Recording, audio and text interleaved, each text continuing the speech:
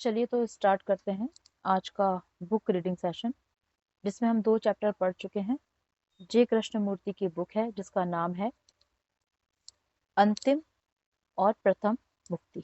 पहली और अंतिम मुक्ति कैसे हो, मतलब फाइनली कैसे मुक्त हो सकते हैं, उसके बारे में उन्होंने कुछ चीज़ों को हमारे अंदर से टटोला है, खंगाला है और उसको क्लियर करने की कोशिश की है। जिसमें से हम 2 चैप्टर पढ़ चुके हैं कि हम यहाँ क्या खोज रहे हैं, और दूसरा चैप्टर था व्यक्ति और समाज। हमारे ऊपर समाज का क्या इम्पैक्ट है और हमारा समाज के ऊपर क्या इम्पैक्ट है वो हमने पढ़ा, क्योंकि हम रहते तो समाज में ही हैं और समाज का एक गहरा इम्पैक्ट हम पर पड़ता रहता है। तो उसके बारे में उन्होंने क्लियर किया। अब आगे का जो चैप्टर है उसका नाम है स्वबोध। स्वबोध माने कि खुद के बारे में जानना, हम क्या है, हम खुद क्या है, हमारे विचार क्या है। हम में से अधिकतर लोग जो हैं वो स्वबोध में है ही नहीं। इसलिए नहीं है क्योंकि हम जो होते हैं हम उसको स्वीकार नहीं करते। अगर हमारे अंदर कोई विकार है हम उसे खुले मन से कभी भी एक्सेप्ट नहीं करते कि हमारे अंदर ये विकार हैं। खुद को समझने का भी प्रयास नहीं करते, क्योंकि जब स्वीकार ही नहीं करते तो क्या समझेंगे खुद को। तो पहले तो अगर हमारे अंदर कुछ विकार हैं भी और हम जैसे भी हैं वैसे के वैसे खुद को स्वीकार करना ही स्वबोध होता है। अगर हमारे अंदर क्रोध का विकार है, लालच का विकार है, लोभ का विकार है, कोई भी विकार हो, तो सबसे पहले तो खुद को समझना, और आप जैसे हैं, जो हैं, सुंदर हैं, कुरूप हैं, ऊंचे हैं, नाटे हैं, जो भी हैं, जैसे भी हैं, उसको जैसे का तैसा बिना तोड़े मरोड़े समझना ही स्वबोध होता है। और इसी से सदाचार की शुरुआत होती है। सदाचार मतलब वैसा व्यवहार जो कि एक नैतिकता की श्रेणी में आता है। वो कब हो पाएगा? जब हम पहले तो खुद के साथ वो व्यवहार करेंगे, तब। सबसे पहले तो खुद से शुरुआत होगी, खुद को स्वीकार करते हुए खुद के साथ अच्छा व्यवहार करेंगे, तब हम जाकर दूसरों के साथ सदाचार का व्यवहार कर पाएंगे। अच्छा, हम सबसे ज्यादा दुर्व्यवहार किसके साथ करते हैं? सबसे ज्यादा इग्नोर किसे करते हैं? सबसे ज्यादा टॉर्चर किसे करते हैं? अपने आप को। खुद को करते हैं। खुद को सबसे ज्यादा इग्नोर करते हैं, है ना। और अगर खुद से कोई गलती हो जाती है तो उसको इतना गिल्ट में जाके उसको उतना इतना इतना रिपीट करते हैं उसको, कि फिर वो हमारे सर का एक बोझ बन जाता है। तो राइटर का कहना है स्वबोध में आइए, अपने आप को आप जैसे हैं, जैसा आपको भगवान ने, प्रकृति ने बनाया है, वैसे आप खुद को पहले स्वीकार कर लिए करिए। फिर आप में सदाचार आएगा, और सदाचार जो होगा वो विश्व के लिए, आपके लिए, आपके परिवार के लिए बहुत ही एक, बोलते, गुड स्टार्ट होगा और परिवर्तनकारी भी होगा। अगले चैप्टर का नाम है कर्म और अवधारणा। तो कहते हैं जब कर्म के बारे में चर्चा होती है ना, तो वो जटिल विषय लगता है, बहुत जटिल लगता है, क्योंकि हमने जाना ना, हमारा आज जो जीवन है वो कर्म के कारण है, आगे भी जो होगा वो कर्म के कारण होगा, हमारा भाग्य कर्म पे डिपेंडेंट है। तो राइटर का कहना है कि कर्म जो है ना, कर्म पर चर्चा एक बहुत जटिल चर्चा होती है, बहुत दुष्कर होती है। लेकिन हमारा संबंध कर्म से बहुत ज्यादा गहरा होता है। अब जब एक भी कोई कर्म होता है ना, उसमें 3 चीजें होती हैं। एक तो होता है कर्म जो हम कर रहे हैं, एक होता है कर्म को करने वाला यानी कि कर्ता, और एक होता है वो लक्ष्य जिसके लिए वो कर्म किया जा रहा है ना। मान के चलते हैं खाना बनाया जा रहा है, उसमें क्या 3 चीजें हैं? एक तो जो खाना बना रहा है वो, एक जो चीज बन रही है खाने में वो, और फिर लक्ष्य, भूख मिटाना। तो 3 चीजें होंगी उसमें। लेकिन एक और चीज है, एक और चीज है जो सबसे महत्वपूर्ण है, वो है जब ये सब चीजें हो जाएंगी तो उसका परिणाम, वो भी कर्म की परिभाषा में इंक्लूडेड होता है। ठीक है, अब जो कर्म है वो हमेशा संघर्षमय क्यों होता है? उसमें संघर्ष क्यों जुड़ा होता है? हर कर्म में संघर्ष को, सुख को तो कम जोड़कर देखा जाता है, आराम को, सुकून को तो कम जोड़कर देखा जाता है, कर्म के साथ संघर्ष का सीधा कनेक्शन दिखाई देता है। ऐसा क्यों होता है? तो राइटर कहते हैं ऐसा इसलिए होता है क्योंकि कर्म जो है ना, जब भी हम कुछ कर्म कर रहे होते हैं ना, वो हमेशा किसी ना किसी फल की इच्छा से हो रहा होता है, जो गीता भी कहती है। इन्होंने थोड़ा मॉडर्न तरीके से समझाया है, लेकिन कहने का अर्थ वही है कि कर्म हमेशा पेनफुल, पीड़ादायक क्यों होता है? क्योंकि कोई भी कर्म हम ऐसा कर ही नहीं रहे हैं ना जो कि किसी उद्देश्य के लिए ना हो। कभी भी हमने आज तक कुछ ऐसा काम किया है जब हमें ऐसा लगता हो कि सपोज मान के चलते हैं कि किसी को गाने का शौक है, तो क्या वो ऐसे गाना गाएगा कि मैं अपनी खुशी के लिए गा रहा हूँ, मुझे किसी को भी नहीं सुनाना, मुझे कुछ नहीं करना, मुझे अच्छा लग रहा है मैं गा रहा हूँ? नहीं। हम जब भी शुरू करते तो हम एकदम उस पे पहुंच जाते हैं, क्या होगा टाइम वेस्ट करके, क्यों मुझे इतनी मेहनत करनी है, क्यों मुझे सीखना है, ऐसे करेंगे। लेकिन हम बिना पर्पस के कभी भी कोई भी काम करना पसंद नहीं करते, और इसी कारण हर कर्म के अंदर एक संघर्ष, एक पीड़ा ऑटोमेटिकली इंक्लूड हो जाती है। तो राइटर का कहना है कि अगर आप कर्मों के बंधनों से भी मुक्त होना चाहते हैं, यानी कि कर्मों के परिणाम ना आए आपके लिए और कर्म आपको बांधे नहीं, बार बार आप रिपीटेड बर्थ ना लें, उसके लिए गीता का जो महावाक्य है कि कर्म करते जाइए, फल की इच्छा मत करिए, वही राइटर कहते हैं कि बिना किसी परिणाम की इच्छा के कर्म करिए, बिना किसी लक्ष्य के कर्म करिए, बस कर्म करिए। आप कर्म करिए वो जो कि सही कर्म हो, सुकर्म करिए। किसी धारणा से, किसी भी दूसरे पर्सन की थॉट से इन्फ्लुएंस होकर कभी भी कोई कर्म नहीं करना है, चाहे वो बुक हो, कल भी हमने पढ़ा ना कि चाहे कोई बुक हो, कोई दार्शनिक हो, कोई मोटिवेशनल स्पीच, कुछ भी हो, लेकिन आपको उनसे मोटिवेट होकर कोई कर्म नहीं करना है। आपको जब भी कर्म करना है, आपको अपने अनुसार करना है। आपको सबसे पहले खुद को समझना है, अपने जीवन की परिस्थितियों को समझना है, फिर उस कर्म को डिसाइड करते हुए आपको करना है। एक और चीज बोलते हैं, जो हमारे कर्म होते हैं ना, वो हमारे बिलीफ सिस्टम पे भी बहुत आधारित होते हैं, हमारी स्मृतियों पे बहुत आधारित होते हैं।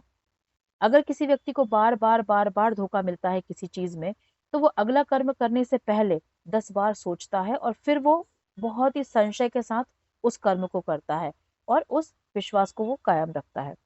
तो हमारे कर्म भी हमारे अतीत पर और हमारे बिलीफ सिस्टम के ऊपर बहुत ज्यादा आधारित होते हैं। अब अगला चैप्टर जो है वो है, कह रहे हैं विश्वास। कल भी हमने विश्वास के बारे में जाना था, है तो पॉजिटिव चीज लेकिन एक नेगेटिव इम्पैक्ट क्रिएट करती है ना, एक द्वंद को जन्म देती है। जब भी हम विश्वास करते हैं तो दूसरे के विश्वास को डिनाई करते जाते हैं। ये हम अननोइंगली करते हैं, हमको पता नहीं होता कि हम जब किसी चीज पे विश्वास कर रहे हैं तो हम ये कह रहे हैं कि हम आपसे सहमत नहीं है। किसी दूसरे के विश्वास को अपनाने में एक बहुत बड़ी पीड़ा होती है। अब कहते हैं कि किसी पर विश्वास करने के पीछे का जो भाव होता है ना, वो होता है भय। अब इसको कैसे समझे कि जब भी हम किसी पे विश्वास करते हैं, किसी भगवान पर, देवी देवता पर, किसी व्यक्ति पर, तो हमें उस विश्वास के पीछे का भाव होता है भय। जैसे हमने जाना था ना कल कि जब भी हम कोई काम करते हैं, हमारा जो जॉब है, बिजनेस है, उसके पीछे का कारण क्या है? ईर्ष्या। तो विश्वास के पीछे का कारण क्या है? भय। तो कैसे कह रहे हैं कि भय क्यों है कारण? क्योंकि हमें ऐसा लगता है कि हम किसी ना किसी पे डिपेंडेंट हैं, अकेले जीवन जीना हमारे बस की बात नहीं है। अगर हमारे पास कोई विश्वास नहीं तो हम कैसे जीवन को काटेंगे? जो हमारी आस्था है वो भी हमें कहीं ना कहीं पीड़ित बनाती है। तो आस्था और विश्वास भी, वो कह रहे हैं कि एक निगेटिव इम्पैक्ट आपके ऊपर डालते हैं। तो आपको विश्वास भी बहुत सोच समझ कर करना है, किसके ऊपर आपको विश्वास करना है, किसके ऊपर विश्वास नहीं करना, किस बात पर विश्वास करना है, किस बात पर विश्वास नहीं करना। ये भी आप छोटी चीज मत मानिए, इस पर आप बहुत अटेंटिव रहिए, इस बात पे बहुत अटेंशन दीजिए कि मेरे बिलीफ सिस्टम्स क्या हैं, मेरे विश्वास क्या क्या हैं, कौन से व्यक्ति हैं मेरे विश्वास पात्र और कौन से थॉट्स, कौन सी पुस्तकें मेरे विश्वास पात्र हैं। एक सेकंड।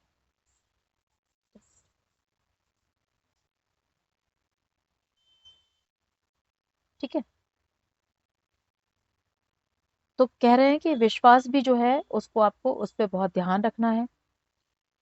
और जो आपका ज्ञान है ना, जो आप ज्ञान अर्जित करते हैं दूसरों से या जो भी, उसके ऊपर से आपने उस हमने देखते हैं ना, कोई बुक पढ़ते हैं फिर हम उससे सार निकालते हैं, हमने क्या सार निकाला, उस सार पर भी आप बहुत ज्यादा विचार करके आप एक विश्वास बनाइए कि हाँ, अब मैं इस बात को पूरी तरीके से विश्वास करता हूँ, मानता हूँ।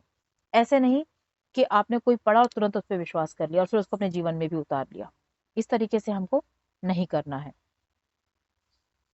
अब अगला पॉइंट बता रहे हैं, ये हालांकि बड़े बड़े चैप्टर है लेकिन मैंने इसको समराइज करके आपको बता रही हूँ कि ये राइटर जो है वो इन पॉइंट से आपको क्या समझाना चाहते हैं।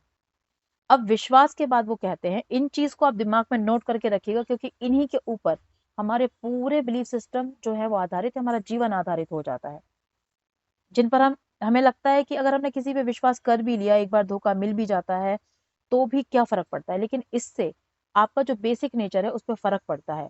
अगर कोई व्यक्ति बहुत ज्यादा किसी पे विश्वास करता है, बहुत इनोसेंट है, लेकिन बार बार किसी के धोखे से उसका वो नेचर जो है ना, उसका जो स्वाभाविक स्वभाव है वो मर जाता है, वो खत्म हो जाता है। तो हमें खुद को सेफ रखते हुए दुनिया के साथ व्यवहार करना है, लोगों के साथ व्यवहार करना है। अब कहते हैं प्रयास। अगला अगला जो चैप्टर है उसी का नाम है प्रयास, कि हम प्रयास करते हैं। तो हमारे प्रयास किस चीज के लिए हैं? दुनिया में जब हम आए हैं तब से हम कुछ ना कुछ चीज का प्रयास ही कर रहे हैं। तो क्यों कर रहे हैं प्रयास? किस चीज का प्रयास कर रहे हैं? पैसा कमाने का, आध्यात्मिक उन्नति का, कुछ बनने का, किसी लक्ष्य को प्राप्त करने का? हमारा प्रयास किस तरफ है वो जानना भी जरूरी है।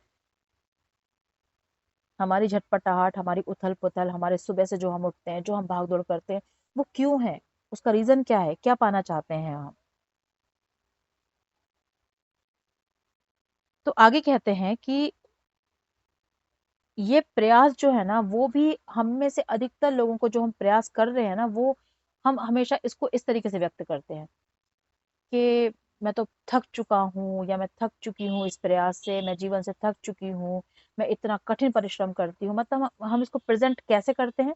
जैसे कि ये हमारे लिए बहुत पीड़ादायक है और किसी के द्वारा जबरन करवाया जा रहा है। हम ऐसे ही अपने प्रयासों को प्रेजेंट करते हैं, कभी भी पॉजिटिव वे में प्रेजेंट नहीं करते, कोई भी व्यक्ति हो। तो ऐसा क्यों करते हैं हम?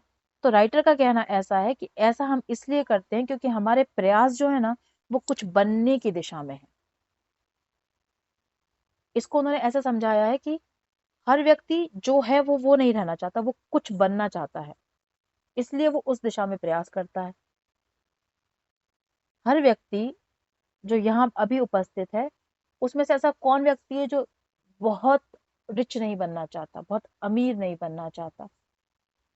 बनना चाहते हैं सब, तो हम कुछ बनना चाहते हैं। इसका मतलब ये है कि प्रयास कर रहे हैं, तो अभी जो है हम उससे संतुष्ट नहीं है, ये हम कह नहीं रहे हैं, लेकिन मतलब तो वही है।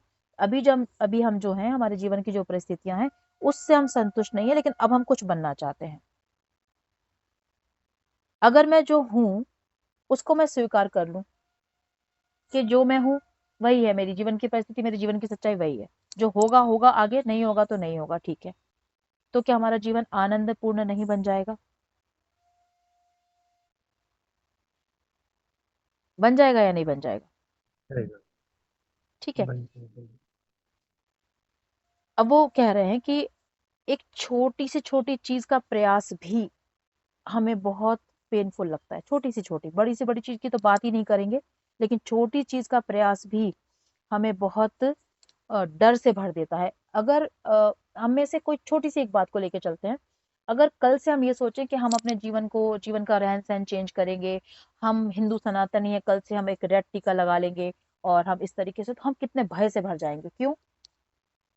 क्योंकि हमें डर रहेगा कि हमारा ये जो प्रयास है, ये हमें दूसरों की नजरों में एक अलग तरीके से प्रेजेंट कर रहा है। तो हम जो बनना चाहते हैं वो भी हम नहीं बन पाते। जो एक्चुअल में हम बनना चाहते हैं, जिस तरीके से हम रहना चाहते हैं, जिस थॉट प्रोसेस पे जीना चाहते हैं, वो हम नहीं कर पाते हैं। हमें वो करना पड़ता है जो करने पर हमें ये दुनिया, ये परिवार, ये हमारा मन, हमारे जीवन की परिस्थितियां करने पर मजबूर करती हैं, हम वो करते हैं, ना कि हम अपने मन का काम करते हैं। इसलिए हमारे सारे प्रयास हमें इतनी पीड़ा देते हैं। ठीक है। अब कह रहे हैं, एक अंतर विरोध की बात की है उन्होंने।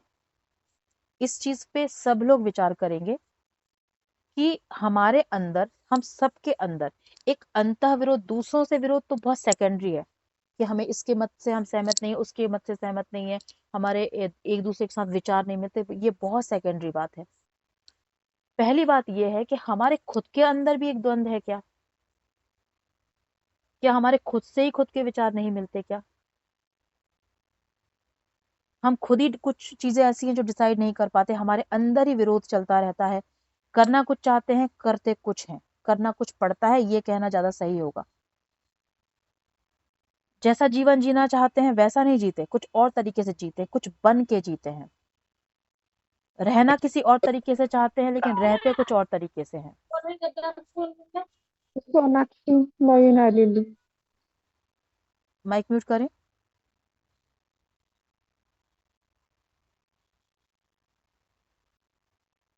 तो कह रहे हैं अंतर विरोध कब होता है?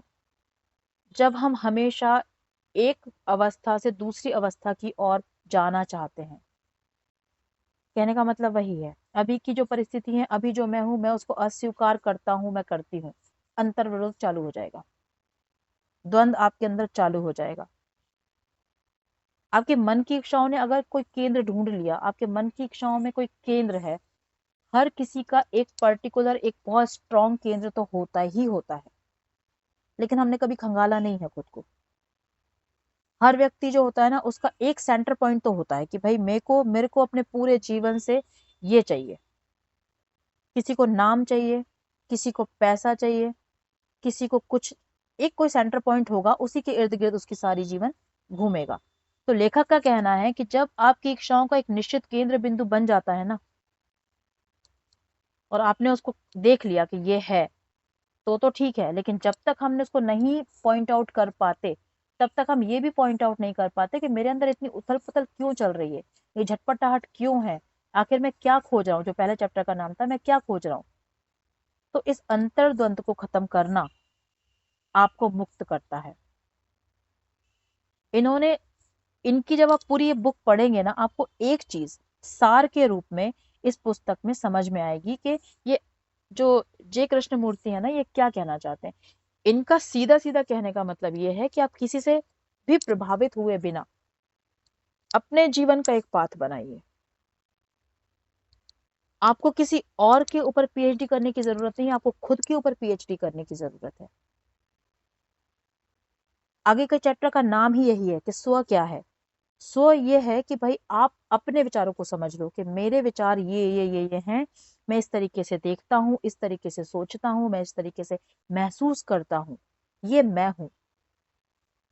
अपने आप को एक्सप्लोर करना, जितना कि हमने मोबाइल को इतना एक्सप्लोर कर रखा है, मोबाइल के सारे फंक्शंस हम जानते हैं, उसके हिडन फंक्शंस क्या हैं वो भी जानते हैं, क्योंकि हम उसको इतना इतना खंगालते रहते हैं। ठीक है, अगर मेरे मन में कोई इच्छाएं आ भी रही हैं, तो मुझे कभी कभी लगेगा कि ये क्योंकि मैं आध्यात्मिक हूँ तो मुझे इस तरीके की इच्छाएं नहीं करनी चाहिए। लेकिन ऐसा करने से, इस दबाव के कारण, क्या वो इच्छाओं का दमन आप कभी कर पाएंगे? कभी भी नहीं कर पाएंगे।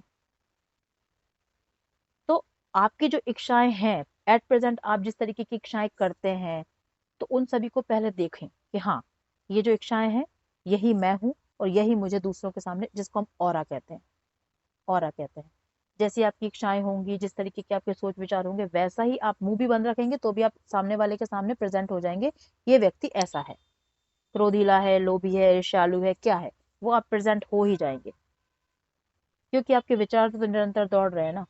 अब क्या होता है, विरोध क्यों शुरू होता है? क्योंकि अगर अभी भी हम किसी से बोले ना, सामने से बोल दें कि आप तो बहुत क्रोधीले व्यक्ति हैं, वो क्या बोलेगा, ऐसे कैसे क्रोधीला हूं, मैं तो नहीं हूँ, नहीं मुझे तो, मैं तो स्पेसिफिक इन टॉपिक्स पे, अगर वही व्यक्ति ये स्वीकार कर ले, हाँ हूँ मैं क्रोधी हूँ, तो बात खत्म हो जाएगी।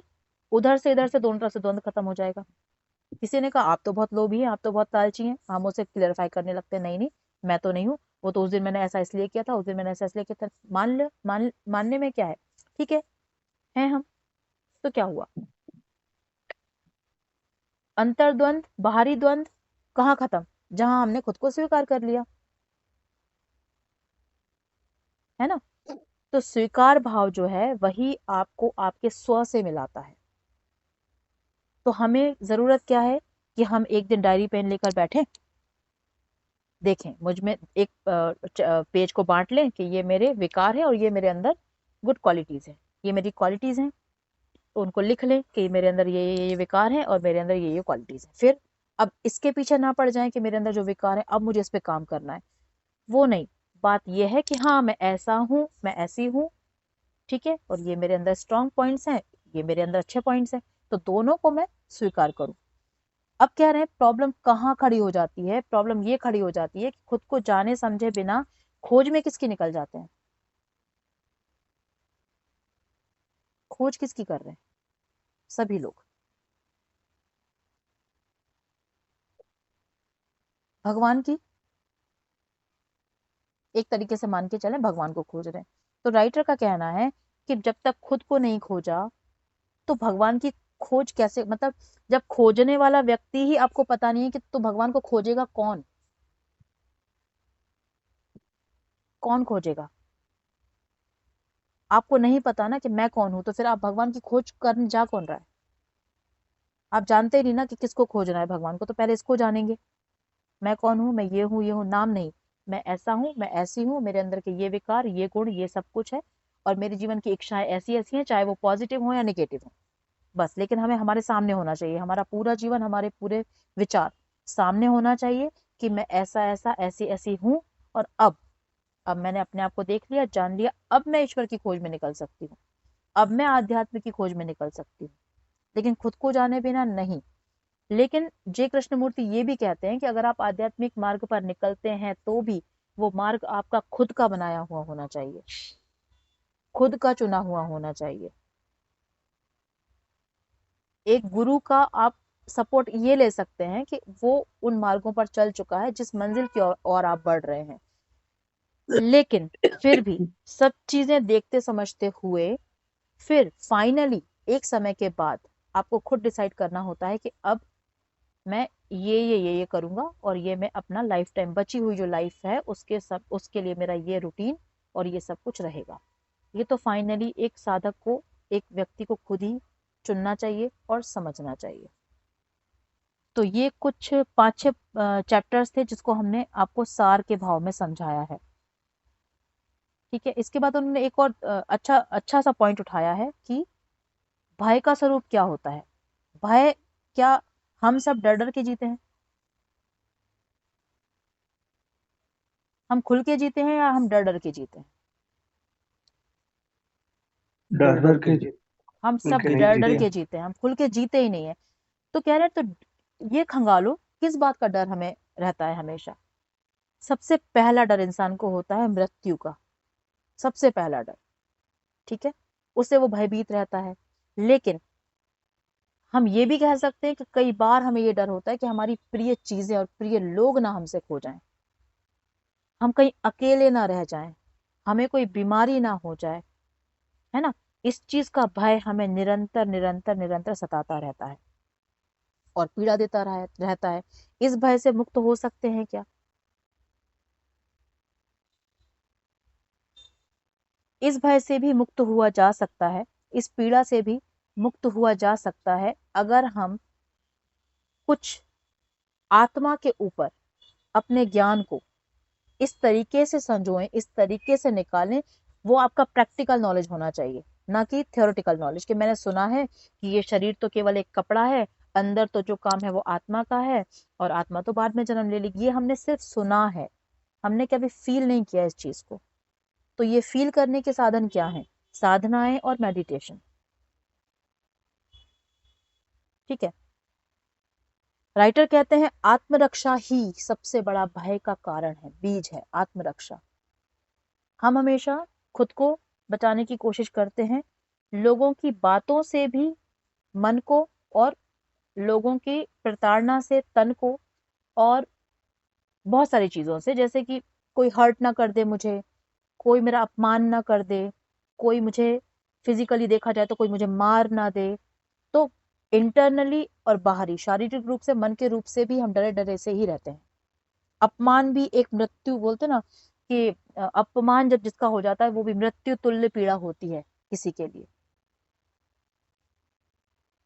तो हम उस पीड़ा से भी क्यों डरे रहते हैं? क्यों? क्योंकि हमें, हमारा जो बेस है ना, वो क्या है? केवल आत्मरक्षा। हम आत्मरक्षा के लिए जी रहे हैं। तो आत्मरक्षा कोई बुरी चीज नहीं है, लेकिन लेखक का कहना है कि फिर आप सोल को अच्छे तरीके से खंगालो, सोल को जागृत करने की कोशिश करो। जब आपकी सोल जागृत होगी, तब आप जाकर, जब आप फील करोगे ना कि सोल जैसी भी कोई चीज वाकई में एग्जिस्ट करती है, हमें लगता है हमने सुना सुना है लेकिन हमने फील नहीं किया, जिस समय आप फील करते हो उस समय ये सारे भय, ये सारे डर, ये सब कुछ ऑटोमेटिकली नष्ट हो जाते हैं। ठीक है। तो आध्यात्मिक रास्ता, आध्यात्मिक खोज आपकी इस तरफ होनी चाहिए, सोल की तरफ, ना कि किसी थॉट्स को, किसी और के थॉट को, किसी और की धारणाओं को फॉलो करने की तरफ। यहाँ तो उन्होंने सारी होली बुक्स को पढ़ने से भी बोला है कि कोई कोई जरूरत नहीं है आपको किसी के भी नियम को या किसी के बनाए हुए धारणाओं को फॉलो करने की। आप अपना पाथ खुद डिसाइड करके उस पर चलोगे तो ही मुक्ति है। यही है अंदर से और बाहर से मुक्ति। जब आपको वो वातावरण मिले जहां पर आप उन्नति कर पाए, मुक्त हो पाए, और अंदर से आपको वो वातावरण मिले जब आप मुक्त हो पाए और खुद को समझ पाए। तो यही मुक्ति के कुछ 4 5 6 साधन उन्होंने और भी बताए आगे। आज हमने उन कुछ साधनों के बारे में बात की जिनको हमें टटोलने की, खंगालने की और एक्सप्लोर करने की जरूरत है, लिखने की भी जरूरत है। तो हम सब आज एक इसको होमवर्क के रूप में लिखेंगे कि विश्वास क्या क्या है हमारे, है ना, और हम खुद क्या हैं, हमारे अंदर की क्वालिटीज क्या क्या हैं, हमारे विकार क्या क्या हैं, हमारे कर्म से हमारा क्या संबंध है, और कर्मों से हम क्या समझते हैं। आप क्या समझते हो वो सब लिखो और जानो कि मेरी थॉट प्रोसेस क्या है, मैं किस तरीके का व्यक्ति हूँ, मैं किस तरीके की व्यक्ति हूँ। ठीक है। इधर कुछ साबित करने की कोशिश मत करिएगा। जब आप लिख रहे हैं ईमानदार रहिए। अगर आप फाइनली ऐसे व्यक्ति साबित होते हैं जो आपको लगता है कि नहीं मैं तो अपने आप को ऐसा नहीं समझता, कोई बात नहीं, इम्प्रूवमेंट के बहुत चांसेस हैं। तभी तो हम यहाँ हैं, तभी तो हम बुक पढ़ रहे हैं, तभी तो हम साधनाएं कर रहे हैं। लेकिन एज इट इज खुद को स्वीकार करना ही सबसे बड़ी आध्यात्मिक शुरुआत है। ठीक है। ये था आज का book reading session. I hope आप लोग को समझ आया होगा और इंटरेस्टिंग भी लगा होगा।